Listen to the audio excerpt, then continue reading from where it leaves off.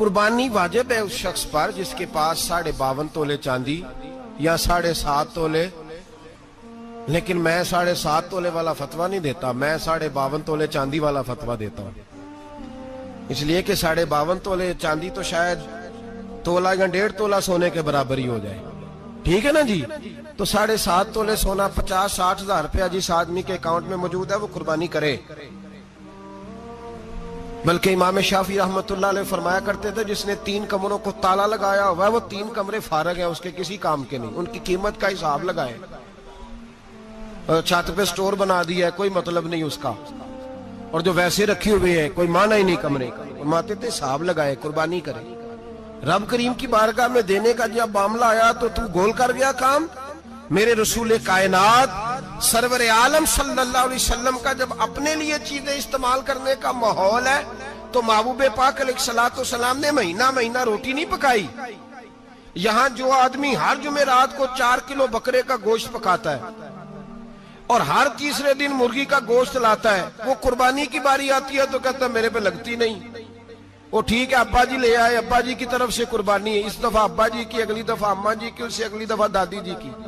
او خدا کے بندو، جس آدمی کے پاس پیسے ہیں پہلے اپنی قربانی واجب ہے۔ میری بات کی سمجھ آ رہی ہے عزیزوں کو؟ جو آدمی صاحب استطاعت ہے پہلے کس کی قربانی کرے گا؟ وہ کمائی کرتا ہے، اس کے اپنے اکاؤنٹ میں تنخواہ آتی ہے، ابا جی کے اکاؤنٹ میں نہیں آتی، اس نے اپنا بینک بیلنس چوری بھی رکھا ہوا ابا جی سے۔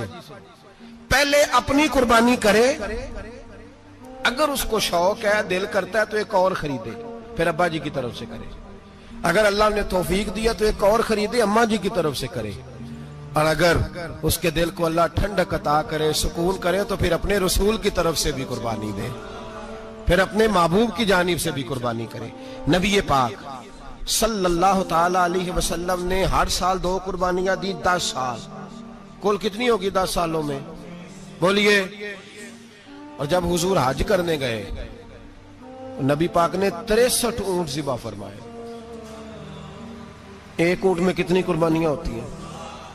63 اونٹ حضور نے ذبح فرمائے۔ اور حدیث بڑی مزیدار ہے، حضرت ابو ہریرہ رضی اللہ تعالیٰ عنہ فرماتے ہیں کہ جب اونٹ ذبح کرنے کی باری آئی تو ہم سوچ رہے تھے، پریشان تھے کہ یہ تو بڑا مشکل ہے ذبح کرنا، بڑا مشکل ہے، اس کو تو نہر کرنا پڑتا ہے، گرانا پڑتا ہے، باندھنا پڑتا ہے، سب سے مشکل کام اونٹ ذبح کرنا ہے۔ تو نبی پاک صلی اللہ علیہ وسلم کی تو عادت کریمہ ہے، اپنے ہاتھ سے ذبح کرتے ہیں حضور، وہ ہمارا اللہ خیر کرے، اب اللہ ہی حافظ ہے۔ ذبح کرنا تو دور کی بات ہے، ہمارا جو BA پاس لڑکا ہے نا اس کو ڈر آتا ہے جانور کے پاس کھڑے ہوتے ہوئے، کہتے ہیں بچوں کو اندر لے جاؤ، 10 سال کا 12 سال کا اس کو اندر لے جاؤ، ذبح کرنا، روئے گا۔ اور بس کرو یار، یہ کس قوم سے تمہارا تعلق پڑ گیا ہے؟ ہمارے تو 12 اور 14 سال کے معوذ اور معاذ ابو جہل کی گردن کاٹ کے رکھ دیا کرتے تھے، اور تو بچہ بکرا ذبح کرنے سے ڈرا رہا ہے، اس کو کھڑا کر لا کے۔ قربانی تو جہاد کی ٹریننگ ہے، وہ کھڑا کر، اس کو کہا بیٹا یہاں کھڑا ہو، اللہ کے رستے میں بکرے کی گردن کاٹنی ہے، اگر کوئی شخص خدا رسول کے دین کی مخالفت کرے، کفر کا جھنڈا اٹھائے تو اس کی گردن بھی کاٹنی ہے۔ یہ ٹریننگ ہے بچوں کے لیے۔ یہاں عجیب ماحول ہے، ڈر لگ رہا ہے، پیچھے ہٹ جاؤ۔ اور جس صاحب کی قربانی ہے وہ بھی کوئی 1.5 کلومیٹر کے فاصلے پہ کھڑے ہیں، دور کھڑے ہو کے دیکھ رہے ہیں، نفیس ہی بڑے ہیں جناب، لطیف ہی بڑے ہیں، کپڑوں کو کوئی قطرہ خون کا لگ گیا تو بڑی مصیبت بن جائے گی۔ اور امیر آدمی اس کا تو گھر کسائی نے خود فون کیا ہے کہ صاحب سب سے پہلے میں آپ کے گھر آؤں گا، اس کو پتہ ہے کہ منہ مانگی قیمت ملے گی۔ مہربانی فرمائیں، قربانی میرے رسول پاک صلی اللہ علیہ وسلم سے زیادہ نفاست والی طبیعت کسی کی نہیں۔ صحابہ کہتے ہیں اتنا حسین محبوب کا انداز تھا کہ کبھی کپڑوں پہ مکھی بھی نہیں بیٹھی تھی، اور حضور سے ہم سلام لیتے تھے، دست مبارک چومتے تھے تو ہمارے ہاتھوں سے کستوری کی خوشبو آنے لگتی تھی، اور فرماتے نبی پاک کا ہاتھ یوں ہوتا تھا کہ برف بھی اتنی ٹھنڈی نہیں جتنا پیارا حضور کا ہاتھ ٹھنڈا ہوتا تھا۔ پھر بھی حضور دست مبارک میں خنجر پکڑتے، جانور کو لٹاتے اور اپنی طامت کو سمیٹتے، اور اللہ کے حبیب گھٹنا رکھتے اس کی گردن پر، اور بسم اللہ اللہ اکبر کہہ کے ذبح فرماتے۔ حضور خود دست مبارک سے، تو اتنا زیادہ نازک مزاج ہو گیا ہے کہ اب یہ والی سنت ادا کرنا مشکل ہو گیا تیرے لیے۔ 63 اونٹ ہیں، اور صحابہ کرام علیہم رضوان فرماتے ہیں کہ حال یہ ہے ہم سوچ رہے ہیں کیسے ذبح کریں گے، کیا کریں گے، کیسے گرائیں گے، اور نبی پاک صلی اللہ علیہ وسلم کہتے ہیں ہم ابھی سوچ میں ہی تھے کہ حضور نے چھری پکڑی، خنجر جب حضور نے اٹھایا تو فرماتے ہیں اونٹ دوڑتا ہوا آیا اور نبی پاک کے سامنے آ کے لیٹ گیا۔ فرماتے ہیں اللہ کے رسول نے بسم اللہ اللہ اکبر کہہ کے ذبح کیا، اس نے ٹانگ بھی کوئی نہیں ہلائی، پیر بھی کوئی نہیں ہلایا۔ وہ کسی شاعر نے بڑی عجیب بات کہی تھی، اس نے کہا پھنسی جو دام میں بلبل تو لگی یوں کہنے، کرے گا قتل کیا تو نے جب اسیر مجھے، کباب شمع کے شعلے پہ کیجیو صیاد، شکل گل نظر آئے دم اخیر مجھے۔ وہ کہتے ہیں بلبل کو شکاری، صیاد شکاری نے پکڑ لیا بلبل کو، تو صیاد سے بلبل کہنے لگی تو نے پکڑا ہے تو قتل تو کرے گا ہی نا، کھائے گا تو صحیح، ایک میری منت ہے۔ شکاری کہنے لگا وہ کیا؟ تو بلبل کہنے لگی جب تو مجھے ذبح کرے نا اور پکائے تو مجھے پھول سے بڑی محبت ہے، اس طرح کرنا، کوئلے اتنے زیادہ دہکانا، اس قدر زیادہ آگ جلانا کہ ان کی شکل گلاب کے پھول کی طرح سرخ ہو جائے، تو جب تو مجھے ان پر جلائے گا تو مجھے تکلیف نہیں ہوگی، اس لیے کہ محبوب کا چہرہ جو سامنے آ جائے گا مجھے تکلیف نہیں ہوگی۔ پھنسی جو دام میں بلبل تو لگی یوں کہنے، کرے گا قتل کیا تو نے جب اسیر مجھے، کباب شمع کے شعلے پہ کیجیو صیاد، او شکل گل نظر آئے دم اخیر مجھے۔ اعلیٰ حضرت بریلوی علیہ رحمہ فرمایا کرتے تھے، فرماتے تھے بڑی تکلیف ہوگی جب جان نکلے گی۔ روایتوں میں آتا ہے جس طرح باریک دوپٹہ جھاڑیوں پہ ڈالا جائے، کھینچا جائے تو پھٹ جاتا ہے، یوں تکلیف ہوگی۔ پر فرمانے لگے رسول اللہ کے غلام کو کوئی تکلیف نہیں ہوگی۔ حضور کیوں؟ فرمایا اس لیے کہ جب جان نکلنے لگے گی تو سامنے جلوہ وضحاج آ جائے گا، حضور کے جلوے ہوتے رہیں گے تو پتہ ہی نہیں چلے گا جان کیسے نکل گئی۔ پھنسی جو دام میں بلبل، تو صحابہ فرماتے ہیں کہ اونٹ دوڑتا ہوا آیا، حضور کے سامنے آ کے لیٹا، نبی پاک نے ذبح فرمایا اور فرماتے حد ہو گئی۔ حضور نے توجہ فرمائی تو دوسرا دوڑتا ہوا آ گیا، تیسرا آ گیا۔ حضرت ابو ہریرہ فرمایا کرتے اونٹ ایک دوسرے کو دھکے دیتے تھے، پیچھے ہٹ جا، پہلے میں نے جانا ہے، پہلے میں نے جانا ہے۔ 63 اونٹ وادی مینا میں حج کے موقع پر میرے رسول پاک نے دست مبارک سے ذبح فرمائے۔ ہر قربانی حضور نے اپنے ہاتھوں سے فرمائی۔ قربانی واجبات دین میں سے، ضروریات دین میں سے، اور کوئی اتنا لمبا چوڑا مسئلہ نہیں، بہت ساری چیزوں کو خود بخود مشکل کر لیتے ہیں۔ ٹی وی پہ خبر آتی ہے فیصل آباد کے 2 بیل ہیں، بولو اور ڈولو، پتہ نہیں کتنے من ان کا وزن ہے۔ ان سے پوچھا جا رہا ہے کہ بولو ڈولو کھاتے کیا ہیں؟ تو کہتے ہیں بادام کھاتے ہیں، مکھن کھاتے ہیں۔ یہ جناب پتہ نہیں ان کو دودھ کتنے کلو روز پیتے ہیں، اور بولو ڈولو بیچارے سے خود نہیں چلا جا رہا، لگ ایسے رہ جیسے وہ خود کہہ رہے ہیں مہربانی کرو ہمیں ذبح کر لو، اب تو اٹھا بیٹھا بھی نہیں جا رہا۔ او خدا کے بندو، دین کی اصل حقیقت کو سمجھو۔ یہ تو حضور نے فرمایا خوبصورت جانور لاؤ، یہ کس حدیث میں آیا ہے کہ اسے بادام کھلاؤ؟ آپ لوگ انسانوں کو روٹی نہیں مل رہی اور جانوروں کو بادام کھلا رہے ہو۔ اس کے حصے میں جو اللہ نے شے رکھی ہے نا وہ چارہ ہے، اس کو چارہ کھلاؤ اور اچھے طریقے سے پیٹ بھر کے کھلاؤ۔ جانور کو پیٹ بھر کے چارہ کھلایا جائے تو جتنی اس کی طبیعت ہوتی ہے اس حساب سے وہ صحت مند ہو جاتا ہے۔ باقی یہ تو آپ کسی شخص کو اتنا کھلا دیں کہ اس کا پیٹ اتنا بڑا ہو جائے، پھول جائے، تو وہ بیچارہ تکلیف میں آئے گا کہ نہیں آئے گا؟ یہ کس قسم کا ماحول ہے؟ ایک بکرا بکا لاہور میں اور سیٹھوں نے شرطیں لگائی ہوئی ہیں، میں 5 لاکھ کا لایا ہوں تو میں 9 لاکھ کا۔ یہ کیا چکر ہوا؟ مجھے اتنا کھلایا جی، اس کو فلاں چیز، یہ کس نے کہا ہے کھلانے کا؟ بادام کھانا کس حدیث میں آیا؟ کس صحابی نے اپنے بکرے کو بادام کھلائے؟ کس نے مکھن کھلایا؟ کس نے پیڑے کھلائے؟ بس کرو، عجیب تماشا لگ گیا۔ اور یہاں تو اتنی بری حالت ہو گئی ہے کہ عورتیں ناچنے لگی ہیں قربانی کے جانوروں کے آگے، بیبیاں بیچنے لگی ہیں۔ اللہ کے غضب کو آواز نہ دو۔ یہ قربانی ہے کہ ہر چیز کا، مذہب کی ہر شے کا مذاق بنا دیا ہے۔ جس دین نے عورت کی اپنی قربانی بھی ہو تو اس کو ذبح کرنے کی اجازت نہیں دی، مرد ذبح کرے گا۔ جو دین کہتا ہے کہ عورت ذبح نہیں کرے گی، وہ عورت بیچ سکتی ہے اللہ کے جانور؟ یہاں جس کا میں نے رمضان میں بھی کہا تھا، پھر بات دہراتا ہوں، سارا سال ناچتے گاتے ہیں اور عید کا موقع آتا ہے تو 2-4 مولوی بٹھا کے وہ دین سکھانا شروع کر دیتے ہیں۔